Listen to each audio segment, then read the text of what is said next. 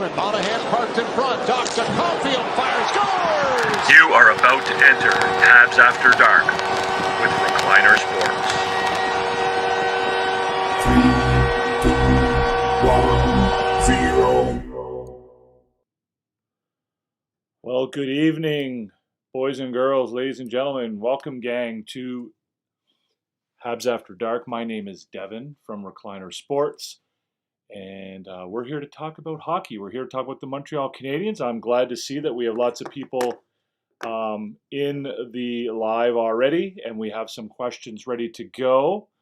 Montreal Canadiens fall to the Winnipeg Jets 4-2, empty net goal to end the game. So a relatively close game, a pretty close game, I think I would say. I'll be interested to see what you guys think of the game. I'll tell you what I think of it. What do you guys think? Should we go through the comments right away, or do you want to have a look at the scoreboard? Why don't we go through the comments first real quickly, and then maybe we'll pop over to the scoreboard if things get a little bit slow and we can have a little bit of a chat. And I'll hold my comments and see what you have to say. Enter tap. Greetings. Thank you. Much better game tonight for the Habs. Hellebuck solid in nets. Yes, I agree with all of that, Enter tap. It was a much better game for the Canadiens. I'm on board with you 100%. I thought they played much better, and coming off of a frustrating, disappointing loss, I think that was a good turnaround despite the loss. Obviously, you don't want to get too satisfied with losses, but at the same time, I thought that was a good response from the team. The Habs power play continues to struggle. I don't know what you mean by continues to struggle. It's been pretty good for most of the year. They've been at or near the top 10 in the league for the better part of the season. I don't know where they are right now, which is certainly a step in the right direction if we're comparing it to past seasons. For sure. So again, obviously they didn't score a goal tonight. We'll get to that when we talk about the report card maybe. But I don't know if I would go as far as to say it continues to struggle. It did struggle tonight a little bit. I think they only had 2 power plays tonight, which didn't help either.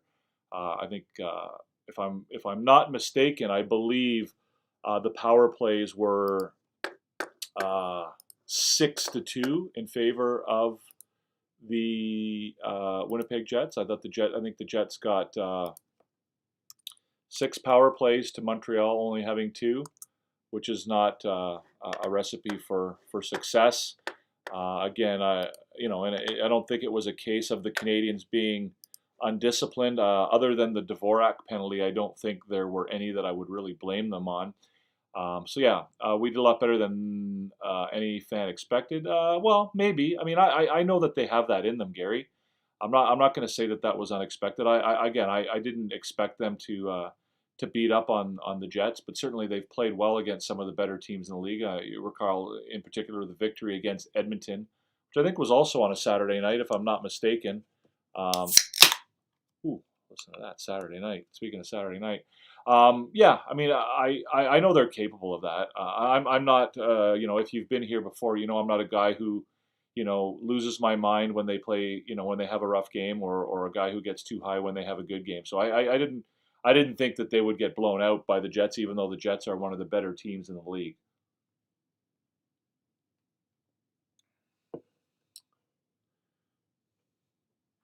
Jamie, okay. I guess Jamie's here to be a bit of a dink tonight, so I guess we'll just ignore Jamie. Jamie wants to be a dink, we'll let him be a dink. So I'm 68, Habs fan from birth, and I feel if I live to 70, I will see them in the playoffs again. Yeah, again, Gary, I think I'm younger than you, but I've been a fan all my life as well. We've seen great things from this team, and we've seen tough things from this team. So. That's part of being a fan, right? I have this discussion with people all the time about, being a good fan. I think it's kind of politically incorrect to call somebody a bad fan or say that they're not a real fan.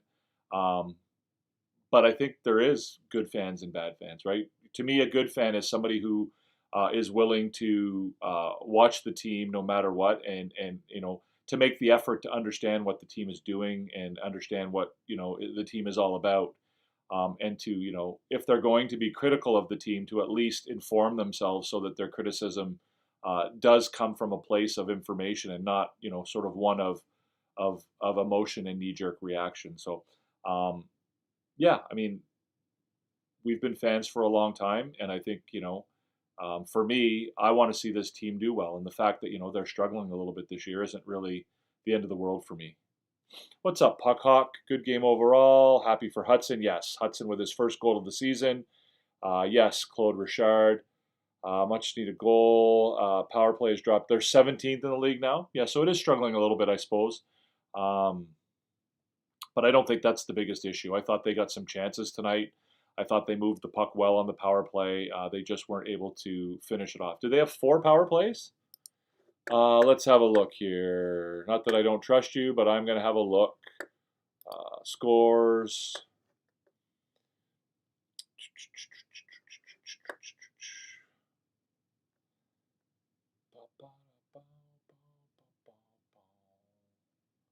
Where are we here? Canadiens and the Jets. Game center. The Canadiens were 0 for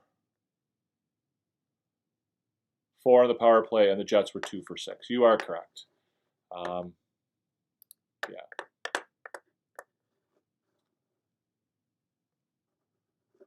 Let's get rid of that.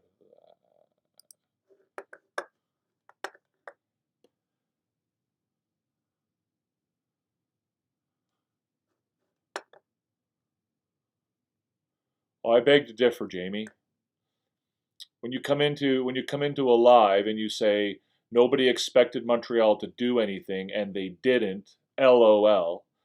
Third most goals against in the league should be demoted to the queue. That's being a dink.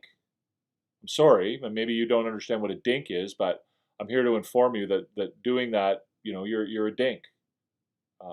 You're being a dink. So, anyways, let's get to the scoreboard here, guys, for a second while we got a bit of a lull in the comments.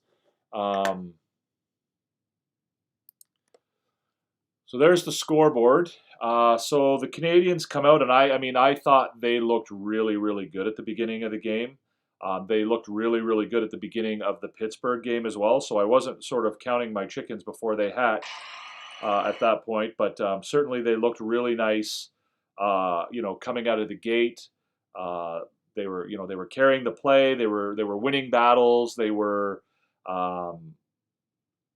They were dominating the play. They were dominating the play against one of the better teams in the NHL, and to me it was pretty impressive. And of course that led at the 7:48 mark. That gave us Lane Hutson's first goal of the season. So Lane Hutson finally gets that monkey off his back. He scores his first goal of the year, sorry, I'm just trying to get the TikTok up and running here, guys, for a second. He gets that first goal of the season, and it's looking pretty good for Montreal, right? The big smile on his face. Everybody's happy for Cole. The team looks really, really happy. Everything's going well.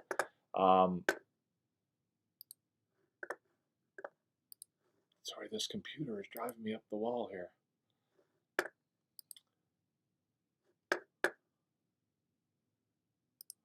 So yeah, first goal for Cole, assisted by Matheson and Caulfield at 7:48. Canadiens are looking great. They're out shooting, they're out playing, they're out doing everything against Winnipeg at this point. First period, the Canadiens get outshot 11-9. That's largely on the back of a power play. In that period, Velarde scores at 14:34. It's a nice goal. Back-to-back games where they've allowed that cross crease pass play on the power play, where one player sort of camps himself inside the blue paint and another guy just rifles a pass across and basically bounces it in off the stick, and Velarde gets his 13th of the year. Lowry then scores about 2 minutes later. Again, the Canadiens kind of let down after that first goal, right? You see this emotional drain that they continue to struggle with a little bit. they continue to struggle with a bit of that emotional drain when they face a little bit of adversity. When things don't go their way, they kind of, their effort. I don't know, it's their effort. Sorry, that's the wrong word. Their control of the game kind of falls off a little bit. So here they had, the second goal, 16-40. First period, the shots are 11-9 in favor of Winnipeg. The high danger scoring chances are 6-2, and the expected goals are 1-0.6. Second period, another power play, this time a two-man power play. They go up 5-3. Again, I said earlier, that Dvorak penalty was probably the one penalty that I would have an issue with for the Canadiens tonight. Kyle Connor scores from Morrissey and Velarde. Again, they're feeding Connor the puck for that one timer. They're feeding him. He takes a shot. It goes wide. It comes back around. It gets back. Morrissey feeds Connor again, and he beats Sam Montembeault with about 2 seconds left on the 5-on-3. I did curse at the TV for the first time this season because I really, really thought they were doing a good job killing that penalty, and they just weren't able to hold on for that extra 2 seconds. Even if they had given up that goal 2 seconds later, they would have, that would have ended the power play. But again, it didn't really seem to matter. They didn't score on the remainder of that power play. That was at 6:26 of the second period. That's all the scoring in the second period. The shots on goal, the Canadiens led the shooting. Shots on goal 10-9 in the second period. They outchanced Winnipeg 4-2 in that period. And they were even on expected goals. So again, this is where I say, Jamie, you're being a bit of a dink, and it's pretty clear that you haven't watched the game. So if you're saying that nobody expected anything from Montreal and they didn't do anything, certainly through the first two periods, they were at least even with the Jets, and it was largely the power play that put Winnipeg over the top. Certainly in those first two periods, chances, expected goals, and shots on goal were relative. Well, they were basically completely even after two periods. So third period, the Jets are trying to shut the game down. Right, veteran team, contending team. They're just basically trying to squeeze the life out of the game. They're doing a pretty good job of it. Josh Anderson scores a goal at the 8-minute mark. Dvorak and Gallagher, nice play. Actually, a really nice play by Matheson, pinching on the wall. He keeps the puck in a battle. The puck goes to Gallagher along the wall. Gallagher chips the puck to Dvorak. Dvorak gets a shot on goal. Hellebuck makes the save, and Anderson's coming in as the trailer, and he snaps home his fifth goal of the year to make the score 3-2. The Canadiens are right back in it. They have a chance, and they've got a chance to try and tie it up. Unfortunately, the refs decide to get involved in the game at this point. Again, a couple soft penalties that I just didn't love. Maybe we can talk about this later, but when did it become a penalty in hockey for you to tie up your opponent's stick with your stick? Like, when did that become hooking? Like, I don't get that. When I was a kid, we were taught to tie up our opponent's stick, right? If you're in front of the net and the puck's coming, you tie up your opponent's stick. You get your stick on top of his, or you lift his stick, or you do whatever. Now, for some reason, that's a penalty in the NHL. So, anyways, the Canadiens aren't able to get that tying goal despite putting a decent push on, and then Nemesnikov scores his 8th of the year into an empty net with about 7 seconds left in the game. It's a nice play. The Canadiens win the draw. Suzuki goes to feed the puck back to Caulfield. Unfortunately, Caulfield has left that spot, and the puck ends up going all the way back into the Canadian zone. Hudson makes an effort to go and get it and to fire the puck up. He tries to get the puck up into the offensive zone, but there's not enough time left on the clock. And it's a bit of a Hail Mary, and Nemesnikov intercepts the pass at the red line, and he puts the puck in the empty net. Third period, the Canadiens 1.5 expected goals to just 1 for Winnipeg, so they had a narrow lead in expected goals for the game. High danger scoring chances were 5-3 for Montreal in the third period. The game ends at a tie, 11-11, and shots, the Canadiens were 9-7 in the third period. And again, pretty close, 28-27. So again, a pretty good game for the Canadiens, I thought, especially under the circumstances coming off of the game on Thursday night against the Pens. I thought they came back with a pretty decent effort, and and they played quite well. I'm happy with the performance and with the effort that they put in. So they looked good until Doc took a dumb penalty and flipped the game 180. Yeah, I don't agree with that take. Like what was dumb about the penalty? What was it that you felt was dumb about like I mean, what was dumb about it? Like to me, it was a bit of a. I mean, yeah, it was a high stick, but like I mean, it was incidental contact. It's not like he did anything. It was. I have a hard time with the high sticking penalties because I mean, typically they're penalties that just kind of happen, right? Like it's not like he went out there and said, "Oh, I'm gonna get." Like it's not like Dvorak who had 3 chances to cross check uh, um, Scheifele in the chest and then decided to give him one more in the face. Like I don't put it in that same category. I didn't feel like there was any real intent with that penalty. Senators enter a wild card spot after win tonight. Hopefully Montreal doesn't take as many years to rebuild. Yeah, I hope it doesn't take that long either. I don't know that the Senators ever went through a proper rebuild.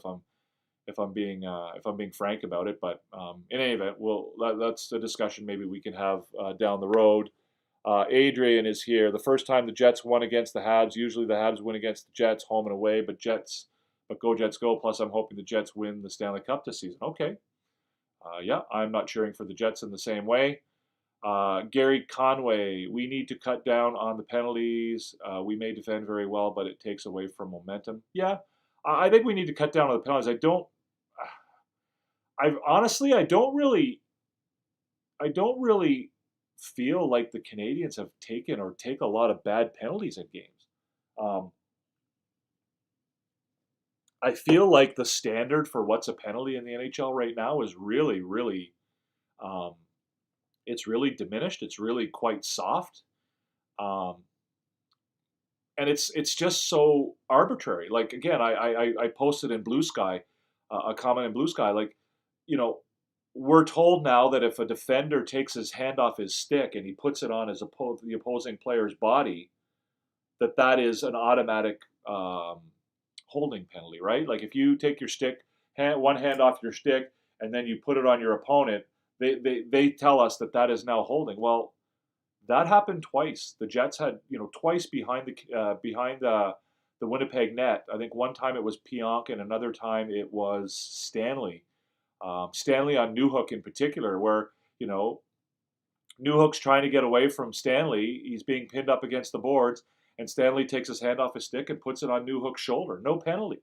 So again, these penalties, I don't think that should be a penalty, but if that's the standard and that's what we're supposed to call, then you need to call it both ways. So Doc has been doing that all year. Again, I'm not going to agree with that. I think the problem with Doc at this point is that everybody is so desperate for him to return to his old form that he's under a bit of a microscope, and every time he's on the ice, people are staring at him, waiting for him to do something good or to do something bad, and now they're kind of jumping on him and piling on him every time he takes a penalty or he makes a bad pass or he does this or he does that. So I'm not going to be one of the guys who piles on Doc. Like I said on Coach Frenchie's show the other day, I think we just need to leave Kirby Doc alone, right? Like we're just tearing that poor kid in 25 different directions, and he just doesn't know what to do. Like, on one hand, people are saying he's playing, too soft, and he's favoring his injury, and his knee's not right. And on the other hand, they're saying he's playing too aggressive and making too many mistakes. And it's just like, just leave him alone and let him play hockey, and let him get back to his old ways. Yeah, I think the penalties are soft, Jason. But again, for me, the bigger issue is that they open up a lot of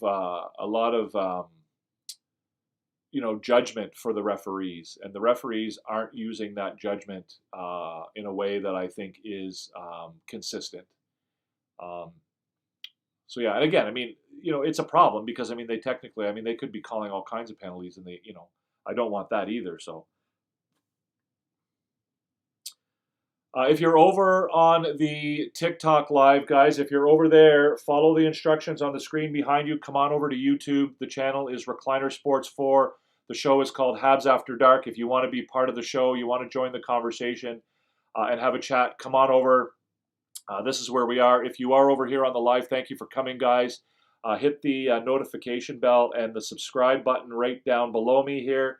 We're trying to get more subscribers, and if you really want to, you can hit that thumbs up button. If you're enjoying the show and you enjoy the content, we would love for you to subscribe and to hit the thumbs up button. All those buttons are sort of on the just below the screen here below me. So, yeah, that would be awesome if you do that, guys. Gary, big problem with the refs is back ref making phantom calls. I agree with that. That is one of the bigger problems with the two ref system, Gary, is that, if the ref who's standing 10 feet away from the play, sees that there's something that means that it shouldn't be a penalty, why should the guy who's, 85 feet away then call it? So do I still think Suzuki is better than Stützle? Yes, I do. I know he's better than Stützle. It's a fact. So if that's what you came here to argue about, then, I'm sorry to disappoint you, but yeah, it's just a fact. So. All right, guys, let's get to the report card here real quick. We'll do the report card, and then we'll do the A team after that while we have a bit of a lull. Like I said, if you're here, guys, hit that thumbs up button. Go and subscribe down below. Let's have a quick look at the report card for tonight. The report card, of course, is sort of my assessment of the game, my review of the game. There's some sort of more solid aspects to this, and then there's some sort of more arbitrary kind of aspects to it. So 3 or fewer goals against. They didn't manage that tonight. They unfortunately allowed the empty net goal, which gave them a failing grade on that particular aspect of the report card. They also failed to score 3 or more goals. And special teams, again, I'm going to give them a failing grade. They allowed 2 power play goals, and they were 0 for 4 on the power play. However, I was happy with the way they played. I thought they played a good game tonight. They went up against one of the better teams in the league. They looked engaged. They looked energetic, especially in the first period. I think that, I think they still do need to work on regulating their emotions when it comes to, facing some adversity. When things go badly, I think that, they do have a tendency to sort of drop off. But, it is what it is, and I think, they need to work on that. I thought it certainly didn't affect them tonight the way it has in the past. I think they were able to bring it back around relatively quickly, but there was a bit of that, that first goal, that power play. They allowed that power play goal, and then there was a bit of a lull, and then they allowed the second goal, and it kind of. But again, I think this was, as far as progress goes, I'm going to give them a check mark. I think this is a step in the right direction. I thought they played with pride tonight. They stood up for themselves. They didn't, they didn't fall apart. They didn't quit. They didn't do any of that stuff. They played for a full 60 minutes. I did give them a failing grade for discipline. 6 penalties is a lot, even though I did, like I said, it's, I think there's a lot of, ticky-tack kind of penalties. But again, the Dvorak penalty in particular to go down 2 men, I thought was just, not really that bright. So I didn't think it was a real smart play on his part. So we've got our first thumbs down, guys. We've got our first thumbs down of Habs After Dark. We've been doing the show now for a little over 2 months. We are on probably, I think we're on our 25th or 26th episode. And this anonymous clown who just came in here, who's an Ottawa Senators fan, has decided that because I have an opinion regarding Nick Suzuki and his favorite player, Tim Stützle, that, I deserve a thumbs down. So that's just the way we are. That's what we're trying to get away from, guys. We're trying to, come over to YouTube so that we can have, a little bit less of the trolling and a little bit more of the objective and civil conversation. But yeah, presumably he's gone now, so we can get on with the show. So the problem with comparing players is they don't have the same line mates. Again, there's tons of problems with it, Gary. I mean, obviously most fans focus too greatly on, on offense. They don't look at the entire package of a player and what a player brings to the game. There's all kinds of different factors. Like you say, the teammates, the players he's playing with, the situations he's in, different things like that. I think you could, make all kinds of arguments. I'm not going to go in any great length about it. I mean, to me, Stützle's probably, one of the better young offensive players in the league. He's a spectacular offensive player, but, in every other aspect of the game, I don't think he holds a candle to Nick Suzuki. I'm not. Maybe somebody can look up and tell me how many points Stützle has this year. I mean, Nick Suzuki's a point per game guy this season, right? And he was basically a point per game guy last season. So, um, you know, so again, I mean, the offense, the difference between the two of them offensively is not as great as the difference is between them defensively. I mean, Suzuki is by far a more superior hockey player in other aspects of the game. If you're talking about pure offensive production, I think that Stützle is the better player. But again, if somebody wants to believe that the player from their favorite team is better, then I got no problem with that. So, um,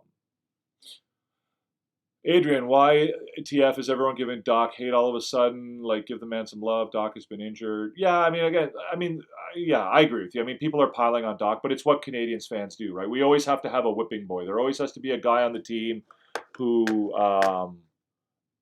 there always has to be a guy on the team that the fans are kind of, dumping on.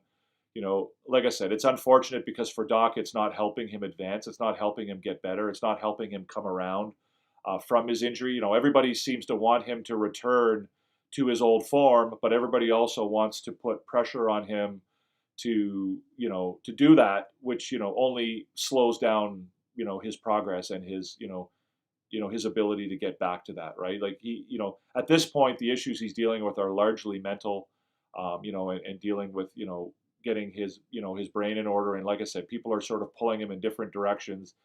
Some people think he's being too aggressive, so he plays a little bit less aggressively, and then everyone thinks he's favoring his injury and that it's holding him back, and it's just it's kind of all over the place. So I can't even count how many times Hudson set guys up this year that can't convert. Yeah, I agree with that, Jason. I think playing with Lane Hudson is not an easy thing to do. I mean, in one way, it's very easy to do. Because he's a great player and he's going to feed you the puck. But I compared it in the past to what the LA Lakers had to get used to when when Magic Johnson joined their team, right? You had to be on your toes all the time because you never knew when you were going to get a pass and where it was going to come from. And I think the Canadians are getting better at that because Hudson does feed these passes from out of nowhere that nobody really expects him to be able to do. So you've got to be on your toes at all times. So Stützle has 36 points in 30 games. And how many points does Nick Suzuki have? So Nick Suzuki has, let's go and have a look. Why don't we?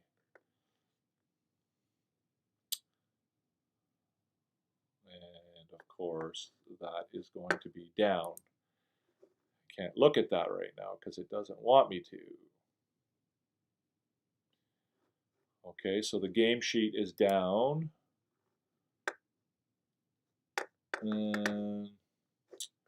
Let's look at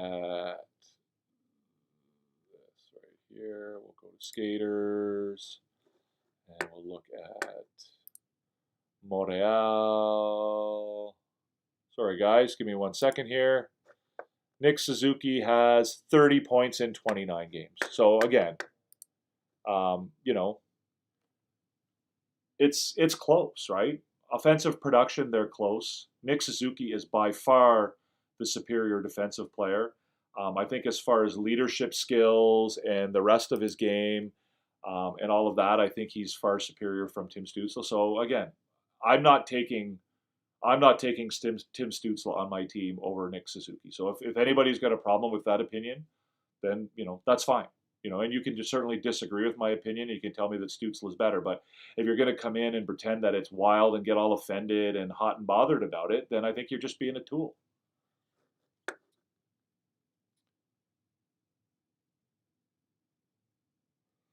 Yeah, I did say that. Bro did say that. And I said it again tonight. So again, like I said, man, if you're in here, if that's your the argument that you're here to fight about, it's the wrong place for you, man. If you want to be a dick about it, go somewhere else. Like I said, I've explained to you 100 times why I think Suzuki's better. You're certainly entitled to your opinion that Stützle is better. But if you're going to come in here and try and ridicule the opinion, which is clearly a reasonable one, because I've provided you with evidence to support it and back it up. You can disagree with it, but if you're going to come in here and pretend that it's crazy and it's wild and it's outlandish, you're just being a dick. So I get it. You love the Ottawa Senators. That's fine. Go do your thing. But at the end of the day, Nick Suzuki's a better hockey player than Tim Stützle. So I don't know what more to tell you, right? But I'm not going to ridicule you for thinking that Stützle is better. I'm not going to ridicule you for thinking that your guy's better than my guy. I mean, I'll tell you that I believe that you're wrong, but I'm not going to go and follow you around the internet and then sort of bring up something that you said several months ago in an effort to try and have a gotcha moment. I'm not going to do it anonymously on the internet for nobody to know my name. Like what? Like I don't get that. Like what compels you to do something like that? Like how horrendous is your life if that's what you do? Like that's what you spend your Saturday night doing, is going and pointing out something that I said a multiple months ago or weeks ago, and that you're going to come in here and try and catch me in a gotcha moment. I still think that Nick Suzuki's better, and I would take Nick Suzuki on my team 100 times out of 100 over Tim Stützle, and I think that most GMs in the NHL would as well. So again, if that's what you came here to do, you've done it. I've responded. Now, if you want to engage in the conversation and be part of it, in a constructive way and be a productive part of our discussion here on other things, then have at it. But if you don't, hit the road, because you're not, we're not going to have, like, if you're going to, if that's what you want to talk about all night, then go somewhere else.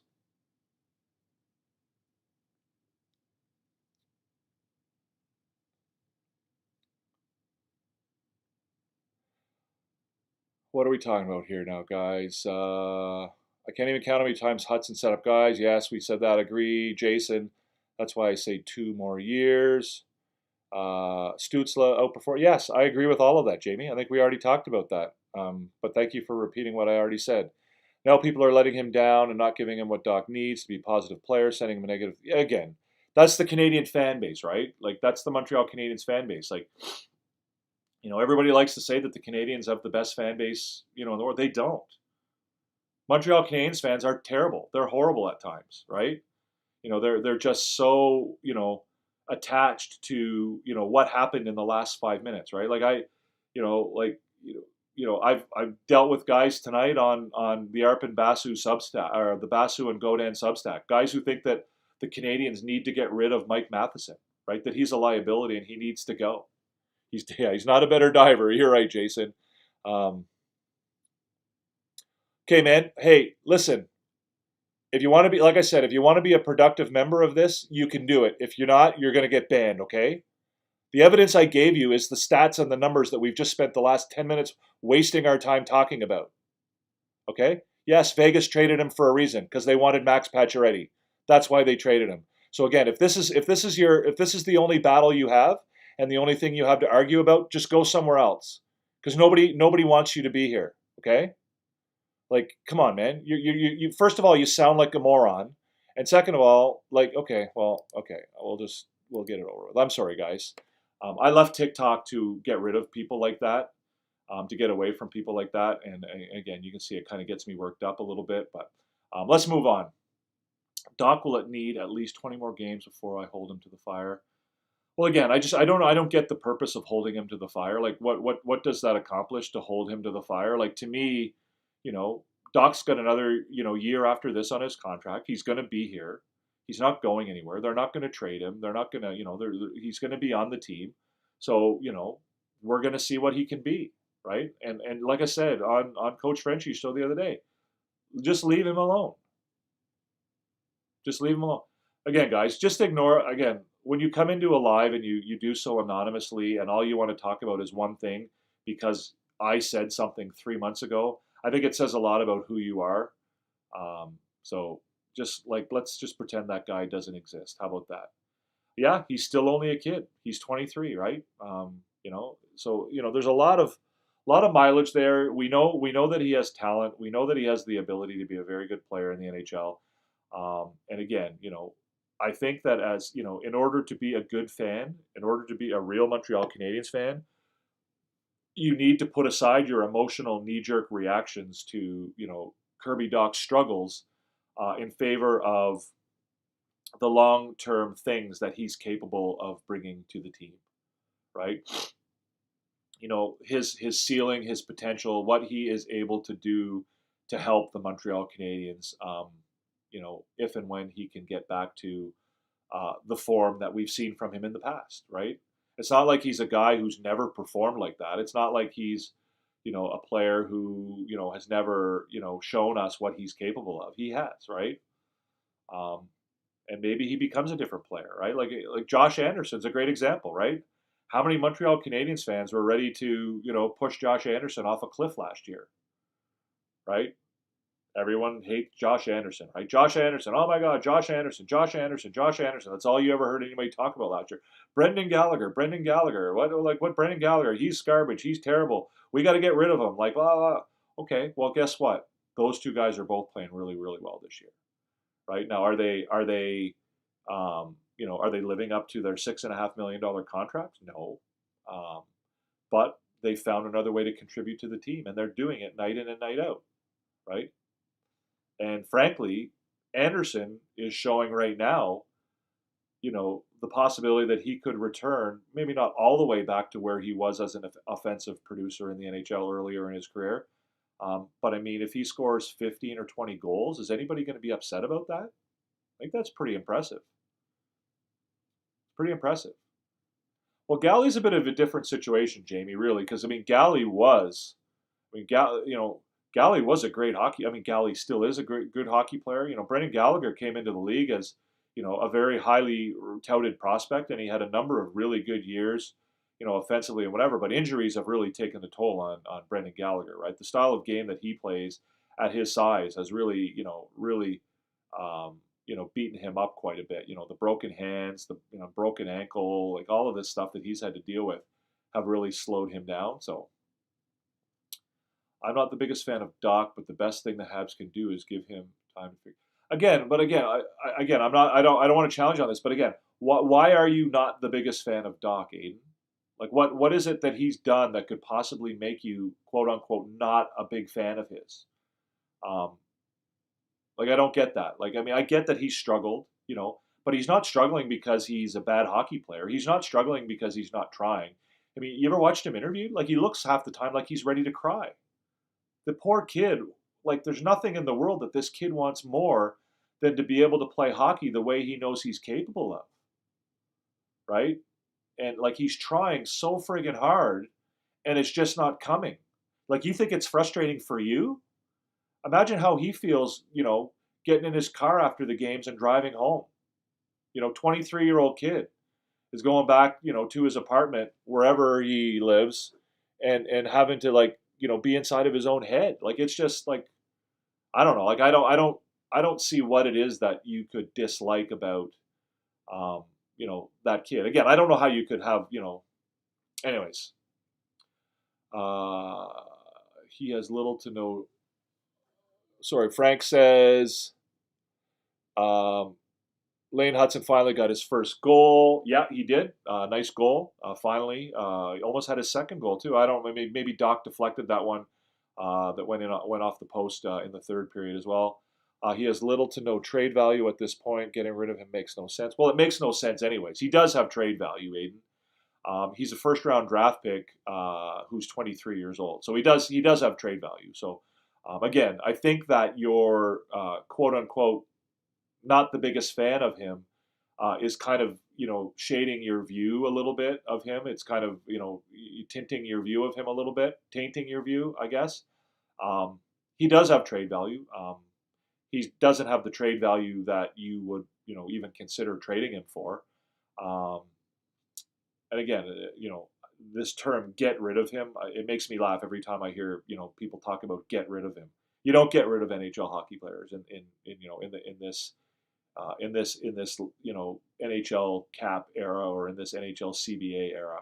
You don't get rid of hockey players. Like, it just doesn't work that way. So, anyways, it appears that you've got a bit of a burr in your shorts over Kirby Dach, and I would invite you to maybe, instead of hyper focusing on him and making a big deal, whether outwardly or inwardly, after every little mistake he makes, maybe just cut him some slack and just leave him alone for a little bit, right? He's trying his best. I watched him with the Giants for a couple years. Was awesome. Nice. Yeah. He was. Brandon. I mean, his father worked for the Giants. I think his father was a strength and conditioning coach, and he played there for a number of years. So yeah, junior hockey, man, it's awesome. Let Doc play. More important to put him in positions to build his. Absolutely. I mean, Enter Tap. I mean, you and I generally agree, so it's not a surprise. But again, at this point, if you're a coach, you want to put him in positions as best you can where he can succeed, like where he's more likely to succeed and build his confidence so that he can move forward. Unfortunately, in a market like Montreal, he's going to deal with fans that are going to hyper scrutinize everything he does, and he's going to have to deal with media that every single day are going to ask him, "What's wrong with you? What's wrong with you? What's wrong with you? How come you're not doing this? How come you're not?" And it's mentally fatiguing for anybody, let alone a 23-year-old kid. So I just wish people would just leave him alone. Who? Brendan Gallagher's hands? Yes, they are slap shot magnets, or they have been in his career.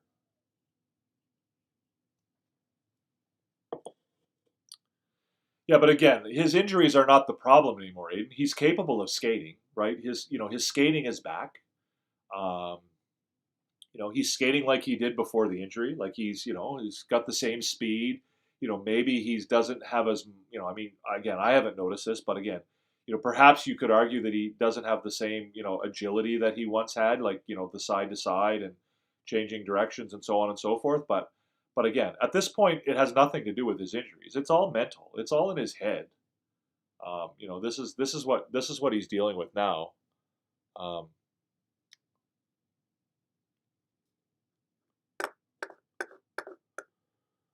anyways, let's have a quick look at our A team, guys. I know this is Entertap's favorite part of the show, so let's get her done here. Actually, that's the wrong graphic. What did I do here? Well, yeah, I kind of screwed this up, guys. So give me 1 second here. We will replace that with our A team. Boom. So there it is. So I am going to publish that. Boom.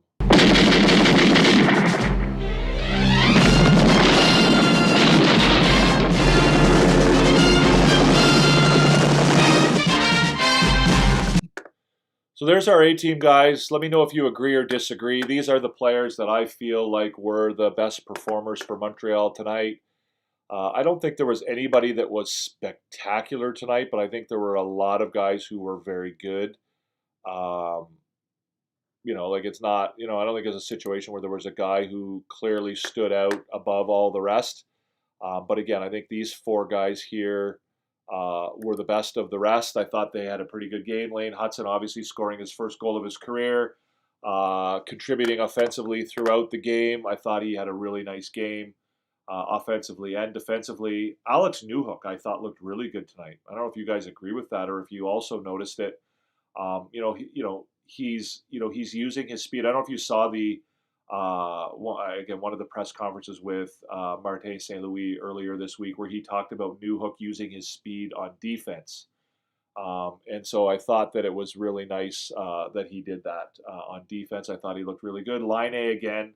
What do they say, 7 or 8 shots on goal tonight, a couple of really good chances.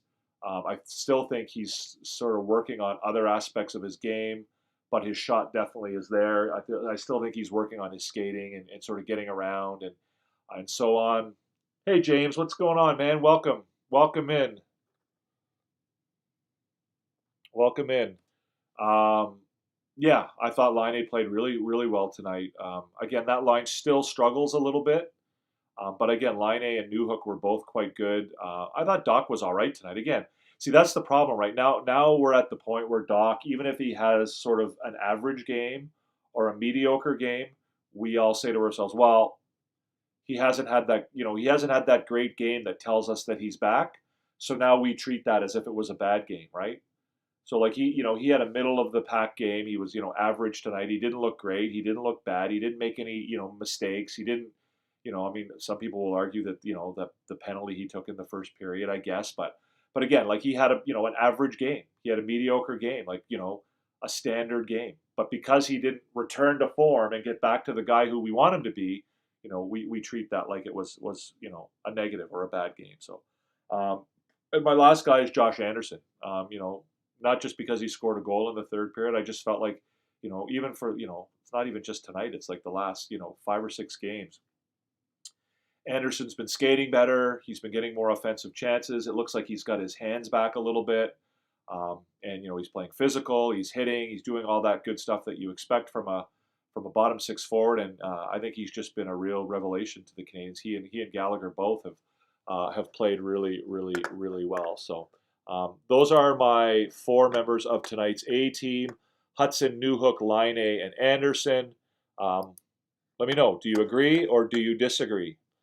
If you're over in TikTok, guys, watching the live over there, unfortunately, we're not dealing with any questions from over there. If you do want to be a part of the show and you want to join in, come on over to YouTube. The channel is Recliner Sports 4. The show is Habs After Dark. If you come over here, you can participate in the show. You can see all the graphics. You can see all that good stuff, and you can engage in the comment section and the questions over here. So. Not saying get rid of him, but before the end of the year, he has to show he can be a second line. Well, he doesn't. It's just not. It's not reality, Gary. He doesn't have to show it by the end of this year. He has to show it by the end of next year if he wants to get a new contract. He doesn't have to show it by the end of this year. And the reality is if he doesn't, if he's not capable of being their second line centerman or a second line player this year, then yeah, he might slip down the lineup. But they're not going to trade him, and they're not going to send him down to the minors. They can't send him down to the minors. So again, it's not a case of him having to prove anything on any type of deadline that you might be trying to set for him. That's just not the way it works. James, maybe it's just me, but I am seeing signs of improvement in Doc's game. Thought he was more physically engaged. He needs to work on keeping his feet moving and process the game quicker. Yeah, again, and I think that has a lot to do with him, James.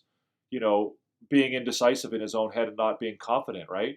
And that's not just a Kirby Dach thing. That's a Montreal Canadiens thing, right? Like we saw, you could see a dip in their confidence after, Winnipeg scored that first goal. I mean, they were all over them before that. Like the first 14 minutes of the game, whatever it was, they were all over them, and including Kirby Dach. Right, Kirby Dach was moving his feet. He was skating where, but then all of a sudden, when they hit that little patch where they get a goal against them and they face some adversity, their brain starts thinking about other things. Right, they start to doubt themselves. They start to, to do other stuff, and they're not just playing the game. They're not playing freely and enjoying themselves. They're now thinking about everything that they do. Right, they're thinking about all of those things instead of just going out there and playing. Right. And, that's what's kind of hurting Kirby Dach right now. He might end up being a very good winger. Well, again, I disagree with that. Again, Kirby Dach has not, there hasn't been, you can't say that he's been better at center than he has been at wing, other than, face-offs. Like, it's not like putting him on the wing, helped him play better. It's not like, moving. That's why I think they've decided to leave him at center, right? Because, his struggles have had nothing to do with what position he's playing. His struggles have happened while he's been a centerman, and his struggles have happened while he's been, on the wing. His position is center, and they want him to be a center, and they're gonna, I think they're gonna, give him every opportunity to succeed as a centerman. Anderson, Gallagher, Armia, Caulfield, Suzuki, Evans, Laine, Savard, been playing hockey the longest and trying to help the younger players to make the Canadiens a Stanley Cup contending team. Yeah, I mean those guys have a role. to play as leaders and veterans who are going to, um, you know, be examples and be role models for the players who are younger than them, right? Uh, I mean, again, I mean, Suzuki and Line are still both quite young, as is Caulfield. I think you've sort of got you've put two different levels there. I think you've sort of got the really young guys, the Docs, the Slavkovskis, the Hudsons, the Ghoulies, guys like that. And then you've kind of got the next level, like you've got the Caulfields, the Line, the Suzuki, and whatever, and then you've got the veterans like the Andersons, the Gallaghers, the Mathesons, and the Savards. So, but I think you need all those guys, right? You put Monty in there, kept them in the game. So Entertap says he agrees, except Newhook. I would put Monty there since he really kept them in the game. But you bring up some good points about his defensive speed. Yeah, I thought Newhook looked great tonight. He didn't show up on the scoreboard or on the score sheet at all, but I thought he looked really, really nice tonight. Listen, guys, if you're here watching in the live, please hit the subscribe button below. TikTok. YouTube tells me that only 35% of the people who watch the show are actually subscribed. I'd love for you guys to subscribe. We're trying to get to 500 subscribers. That's our goal. We're going to start, hopefully, we're going to start doing a daytime show as well. I don't think it's going to be every day. I know it's not going to be every day, but maybe once or twice a week we're going to do a show. I've got a name for it, but I don't want to share it with you guys just yet. But we're more of a news show where we look at some headlines and talk about some headlines. But if that interests you, if you enjoy the show, guys, please just hit the subscribe button down below here. Hit the notification bell. If you do, you'll get notified on your phone or whatever. Wherever you watch this, you'll get notifications about the show going live. And also, if you're here and you enjoy the content, hit the thumbs up button. That would be awesome. I believe we have 16 people in here right now, which is really cool. So yeah. I'd like to see Roy get another shot this year. He's been playing solid in Laval. Yeah, his game's been a little up and down in Laval. Again, I think he's had 2 shots at it now this year. I think they might decide to try and leave him down there for some time. I think there's some value in leaving young players in the same spot for a longer period of time to give them some consistency and a routine so that they can develop and get better at that level.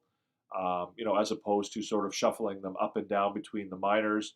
And there's also, I think, value in having a guy like Roy stay in Laval and be a leader on that team, a team that, looks like they're going to, be in the playoffs and go on a bit of a run. I think the Canadiens have an interest in that. I think they have an interest in Laval's success this year, not just because obviously, it's part of their organization, but also I think there's value in having all of those young players experience, success, experience playing on a winning team, experience going on a playoff run, experience playing in the playoffs, and all of that. And Joshua Roy, I think, has the ability to be a big part of that and also to benefit from it. It's why I don't think they'll bring up Owen Beck. I don't think they should bring up Owen Beck. I think, guys like Beck, Tuck, Jack-Eye, all of those guys, I think they would really benefit from just, staying down in Laval, having the same routine, having the same teammates, and developing some chemistry and some experience playing, on a successful hockey team. Arbor was good. Disagree on Newhook being good, but he was using his speed better. Monty was solid. Needs to learn how to use his stick to cut off passes and poke check. Well, that's a tough play, Mark. That's a tough play.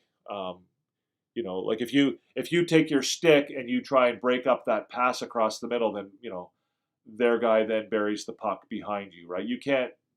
That's a tough call. You can't blame Montembeault for not poke checking. That's 2 games in a row that play worked. That's a play that the defenseman has to take away from the opposing team. That's I don't think you can blame the goalie for that. I'm going to disagree with you completely about Newhook. I thought Newhook had a very good game tonight. I believe that his expected goals for percentage was well over 50%. I believe. So again, I don't think he showed up on he didn't show up on the scoreboard or on the score sheet. But again, there's a lot of other aspects to the game of hockey, and I thought that Newhook, played quite. Patrick Laine didn't get 7 shots on goal tonight by accident, right? His line mates played okay around him, right? Obviously, some of those shots came on the power play, but they didn't all come on the power play. So, you know, Laine didn't get those shots on goal because, you know, Newhook was playing badly. So I like Newhook on that second line, and I thought he played well tonight. Anderson playing with an edge again, good to see. Guess Mary Life agrees with him. Yeah, again, I think that Anderson's had a good season all around. He's getting good loving at home. Well, yeah, I guess so. I love Anderson, but I think it may be time to move him when the time comes. Yeah, I don't agree, Harrison. First of all, I think he's fitting perfectly in his role right now. I think it's going to be hard to move him with his contract, and there being, I think, another 2 years after this on it. Intertap will know that for sure. I think it's going to be tough to move. I mean, if they get an offer, if somebody is really interested in having him, and they get a quality offer for him, then yeah, that's fine. But I don't see any need to be out there shopping Josh Anderson around. He's playing. Until some of those younger guys come up and are ready to sort of take some of those bottom 6 roles that he and Gallagher are playing. I have no problem with those guys being on the team. I really don't. Have I been watching the Montreal Victoire games? I have only watched a little bit. I haven't watched. I actually have a distant cousin who plays on the team, so I have been watching a little bit, watching the highlights, but I haven't watched a full game yet. I think they played 2 games now. Yeah, I've got one of the players on the Victoire is a distant cousin of mine, so I am interested in seeing it. I was trying to win Pittsburgh 4th goal. Oh, fair enough. Yeah, that would be another instance, where he could have used. I think he's more likely to have used a poke check on that play, but again, the poke check is a bit of a lost art when it comes to goaltending. Now, I don't think a lot of goaltenders are taught the poke check anymore. So yeah, it's rarely used. But yeah, I mean that was just a really good play by Rust. And again, like the other thing you are taught as a goaltender, right, is you're taught not to make the first move. So if Rust is going around your defenseman and then cutting back in front of the net, and you make that first move to try and poke check him, then you're making yourself susceptible to be beaten in other ways as well, right? You're opening up your 6-hole or your 5-hole. You're opening up the net, sort of up high. So as Rust is coming around the front of that net and cutting around in front of you, if all of a sudden you break down and you start reaching, then you're giving him other opportunities to try and score that goal too. So again, the poke check is. I get it. I think it's a good thing, and you need to be able to use it, but it's a risky play as well. Yes, Anderson has 2 more years after this, right? So again, that's a contract that's going to be hard to move. Roy still has parts of his game that need improvement, such as his skating. Needs to be more involved in the play. A lot of his points are on the power play, less effective 5-on-5, inconsistent. Yeah, I agree with most of that, James. I'm not as much. Skating is a very, very interesting thing when it comes to prospects, and it's an interesting skill, right? Like, people say that Demidov's a bad skater, right? Because he doesn't skate the way people traditionally teach people how to skate, right? He's got that wide stance, and he's kind of like looks different when he skates. But he's an effective skater, right? Same with Lane Hudson, right? People say that he's not a great skater. Because he's not the fastest guy in the world, and when you see a guy who's a 5'10" defenseman, you want him to be able to skate like the wind. But Lane Hudson is an incredible skater in the sense that he uses his edges as well as any player in the NHL. He's very agile, and he's very he's very good on his edges, and he can skate that way. So with Joshua Roy, I think he also is a guy who doesn't sort of have a traditional skating style. He's not particularly fast, but he's a powerful skater. He's solid on his skates. I don't think his skating has necessarily impeded his development, thus far in his NHL career. I don't know that skating is what I'm most concerned about with Roy. But we'll see. Again, it's just he's another guy I think who gets into his own head a little bit. when it comes to his game, and just needs to be put into some some spots where he has a good chance of succeeding. Um, so yeah, I'd be interested to see that. I think that getting some confidence and staying down in Laval for the rest of this year, I think is probably the best option for him. If you're over there, guys, if you're watching over on TikTok, there's not very many of you in there right now. But if you are over there on TikTok, then you should come on over to YouTube. Join us over here. Join the conversation. If you are over here on YouTube already, then welcome and thank you. Please subscribe, hit the notification bell, and hit the thumbs up button. We've only got 6 thumbs up for tonight. I think in our last live, I think we had like 12 or 13. If you're enjoying the content, I mean, obviously you don't. If if you think it sucks and it's really bad, then don't hit the thumbs up. But if you do enjoy it, it would be really nice to hit the thumbs up, and it would be really nice if you would subscribe. Montreal Victoire has 1 win, 1 OT win, and 1 loss. So yeah, 3. Okay, there you go. I think Demidov is a very good skater. Seem to remember Mike Gardner had a similar wide stance, didn't impede him. Well, again, the only reason I'm bringing it up, Mark, is because the scouts, and if you read the scouting reports on Demidov, that was one of the things they said about him, was that he wasn't a very good skater. Right? And the point I'm trying to bring up is that when scouts assess that skill, they often assess it on the basis of, does the guy skate in a traditional way? And if he doesn't skate in a traditional way, they automatically conclude that he's not a great skater. So they don't typically look at the effectiveness of a player skating as much as they look at the stride and the way that that player skates. And for some reason, they believe that if he doesn't skate in the traditional way, it somehow is going to affect his ability to succeed at the NHL level. And it does for some players, right? We're seeing it with, we're seeing it a little bit with Cutter Gauthier right now. Cutter Gauthier is another guy who people said wasn't a great skater.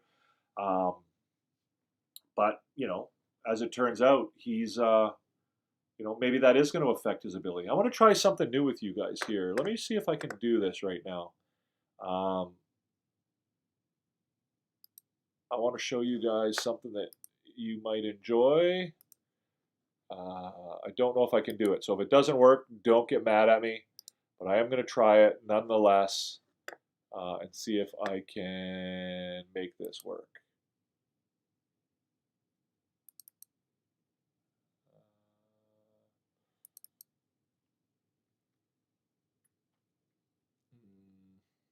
Give me a minute here, guys. I'll show you something else that you guys might enjoy as Canadiens fans.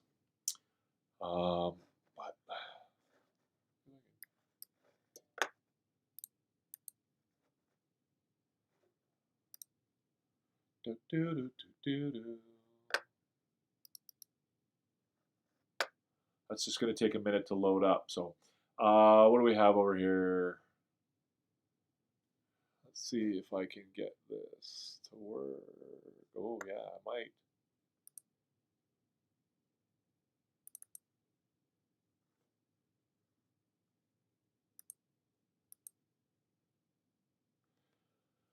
No more questions, guys? We're pretty quiet. I appreciate the extra thumbs up. I saw another thumbs up come in there. Thank you very much, guys. We got to make up for that thumbs down. I guess my streak is over. I think we've done 25 shows now, and I've got my first thumbs down.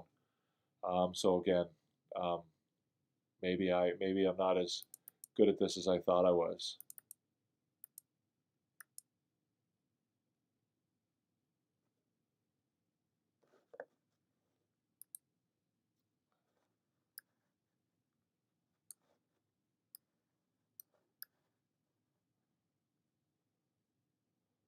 All right, let's see if this works, guys.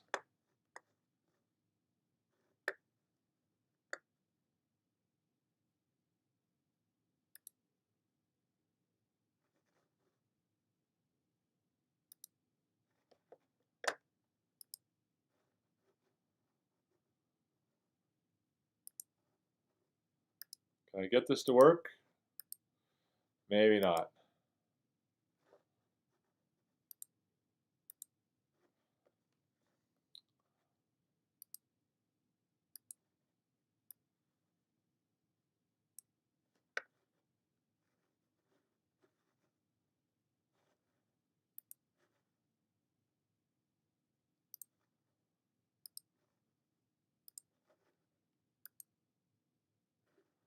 Yeah, I don't think I can get this to work, guys. I'm sorry. What I was trying to show you was Michael Hage's overtime goal for the Michigan Wolverines against the Wisconsin Badgers tonight. He scored the game winner in overtime. He gave Michigan a 3-2 victory. Michigan was on a bit of a slide. They had been shut out 3 games in a row. And tonight, Michael Hage scored. I think he now has 19 points in 14 games as a freshman in the NCAA. He's one of the leading scorers in the entire league, and certainly is leading his own team as a first-year player, which is quite impressive and quite fun for us as Canadiens fans, because that's another nice prospect coming up the pipe who hopefully will be able to contribute to this team down the road. Which players would you say have progressed so far this year? Good question. Arbor Jackeye. So yeah, Heineman. I agree with both of those. Mark, I guess if we're talking about the veterans, I think that Evans, Gallagher, and Anderson have all progressed this year. Certainly from last year. Jackeye would probably be the biggest name I would put on that list, honestly. Jaden Struble, I think I would put on that list as well. Again, I'm not a huge fan of him being rotated in and out of the lineup. I think Jackeye and Struble together as your third pairing is just leave them there and let them do their thing. I mean, obviously you've got to get some ice time for Justin Barron, but again, I think Struble has really come into his own, and he's a very, very capable defenseman in this league now. Did anyone see this post about the mysterious goalie on the Habs practice, and people thought it was Carey Price, but it was some random guy that was welcomed on the ice at the CN complex? I didn't see anything about that, Adrian. I didn't hear about that. I'll have to check it out after the show's over. Guys, if you're over on TikTok, come on over to YouTube. Check it out. Recliner Sports is the channel. Habs After Dark is the show. If you want to be part of the show, you've got to come over to TikTok, or you've got to come over to YouTube from TikTok and join the conversation over here. This is probably going to be the last time I start a TikTok live.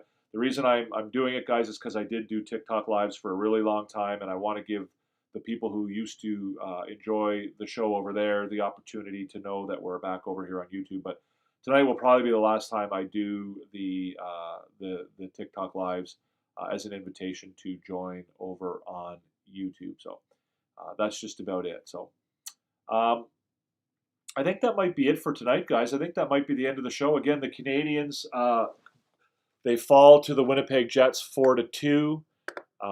It was a good game for the Canadiens. I thought they played well. I thought it was a good game for them. Let me just get rid of this. Actually, that's not what I wanted to do. But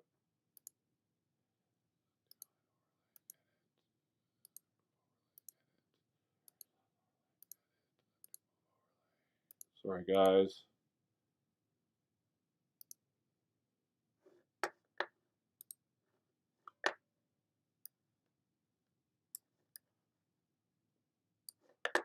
So yeah, so again, it's a 4-2 loss.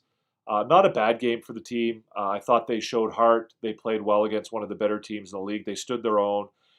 They were even as far as shots, high danger scoring chances, and expected goals. They gave up a couple of power play goals, which obviously didn't help the cause. But again, I thought they stood their own. They looked really, really good in the first period. I guess the only real concern I would have coming out of the game is, again, that emotional letdown when things don't go their way. I guess two parts. One, they kind of, they need to get better at taking advantage of the opportunities that they have.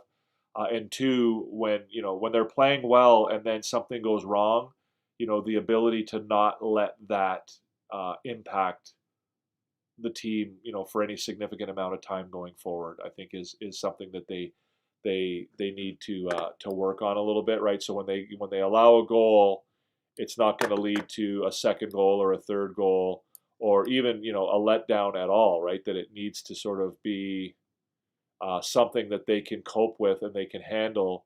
You know, I always compare it's like when you play golf, right? If you hit your drive into the woods, sometimes you just need to take a deep breath and take your medicine and just chip the ball out onto the fairway instead of trying to hit some, you know, miraculous shot, you know, from the trees. All right, Mark, thank you very much for coming. I appreciate it. Have a good one. Yeah, instead of trying to hit a miraculous shot of the tree, sometimes you just got to like sort of take your medicine and take your par or your bogey instead of, you know, letting one goal turn into 2 goals, turn into 3 goals, turn into 4 goals, right? That kind of thing. Thanks, EnterTap. I appreciate it, man. Thank you for coming, guys. If you haven't left your thumbs up yet, guys, if you did enjoy the show, give us a thumbs up. If you are watching the show in a replay, same thing, guys. If you enjoy the content, please give us a thumbs up. Feel free to subscribe if you do want to be a part of the show. Come on and just hit that button right down below here, below the screen. You know, we are looking for subscribers. We want to grow our channel. It does show us some love. It does help us. You know, again, I'm not making any money off this, guy, so I'm not really worried about it that way. But it does help me grow the channel. And when we get to a certain level of subscribers, YouTube lets me do some other creative stuff with the channel, which I'd like to be able to try and do and bring you guys an even better content and better quality show. Like I said, we are hoping to have a daytime show that we're going to start doing hopefully shortly, and that hopefully will be something you'll enjoy as well. So if you are in the live, please hit that thumbs up, please hit the subscribe button, please hit the notification bell, and if you're watching in a replay, please do the same thing. It would be really nice. We really appreciate it, and we do enjoy growing our channel. So thanks very much, everybody. I see James, I see EnterTap, I see Mark, I see Adrian, I see Adrian again, I see, who else is in here? Gary was in here, Jamie, Aiden, Frank was here briefly. Thank you, Frank. Rodney Robinson was in here very briefly. Actually, Rodney, I wish you would have stuck around. You had some pretty good comments, but you didn't stay very long. Jason Teal was here. We also had our friend, of course, that was in here to talk to us about how stupid I am for thinking that Nick Suzuki is as good or better than Tim Stützle. But that's about it. Sam Wallenius. Claude Richard, Puckhawk, and that's it. Yeah, so that's everybody. Thank you very much, guys. I do appreciate everybody for coming. We'll see you in the next one. I'm not even sure when the next game is. Presumably it's like Tuesday or Wednesday, something like that. But yeah, we'll hopefully be live after that game. And like I said, we go live after just about every Canadiens game. We try to get on the air within 15 minutes of the final horn. Yeah, so we'd love to see you guys at the next one. Like I said, if you're watching here on the live, thank you. If you're watching in a replay, thank you as well. It's been awesome. I'm having a really good time doing these shows, and I really appreciate your guys' participation and your support. So thank you very much. Canadiens lose 4-2 to the Winnipeg Jets. Overall, a positive game, I think, for the Canadiens, but they do fall 4-2 on an empty net goal by Nemesnikov in the final seconds of the game. Thank you very much. Enjoy the rest of your evening. For those of you who are not going to go to bed like I am, because it is 12:15 here in Nova Scotia, enjoy the rest of your night, and we'll see you in the next one. Peace out. To Hoffman, Monahan parked in front, docks to Caulfield, fires, scores! You are about to enter Habs After Dark